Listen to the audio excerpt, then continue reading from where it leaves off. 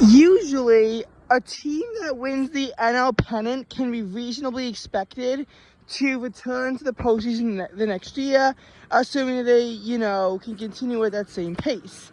Like the Phillies won the NL pennant last year and they returned to the postseason. Although they didn't make it win the NL pennant again, they lost the battle for that in the NLCS. 2021, Braves win the NL pennant and the World Series. They come back in 2022. Yes, they lost in the NLDS, but they at least made it back to the postseason. 2020, Dodgers win the NL pennant. They returned back in 2021, losing in the NLCS. Although in 2019, we see the Nationals win the NL pennant, and they ultimately regressed. That's the key, though. The Nationals regressed, hence why they didn't win the pennant. Obviously, if a team regresses, then it makes sense as to why they may not make it back to the postseason.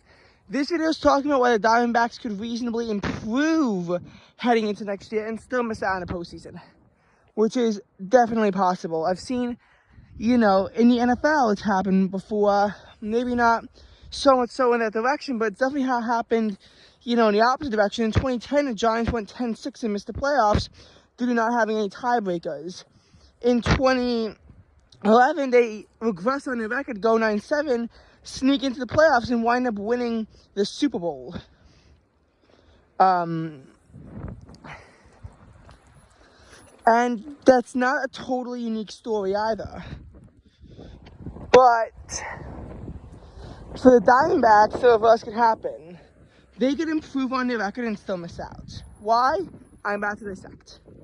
So the Diamondbacks were 84-78. And were the last seed. Normally, 84-78 is not good enough to make the postseason.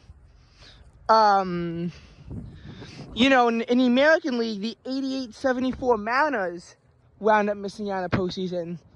88-74 Mariners missed out on the postseason. Why did they miss out on the postseason? Because they just weren't in the top six.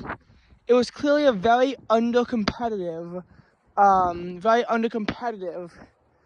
National League this year. Last year, in the National League, the 86-76 Milwaukee Brewers wound up missing out on postseason action. Looking at 2021, the 91-71 Toronto Blue Jays from the American League missed out on the postseason. In 2019, the 86-76 New York Mets wound up missing out on the postseason. It just goes on and on and on and on and on and on and on. They can, and I will give you the defense that yes, back in 2021, the Blue Jays would have made the playoffs if it was expanded to 6 teams. But the 90-72 Mariners wouldn't have. And in 2019, yes, it's true that the 86-76 Mets would have made the postseason if it was expanded to 6 seeds. But the 85-77 team that I forgot what it was, they wouldn't have made it to the postseason. So 84-78 is a pretty sad record to be in a postseason anyway. But the Phillies had 90 wins, and then the next two best teams, Marlins and Diamondbacks, both 84. Diamondbacks had a negative run differential. They truly snuck in.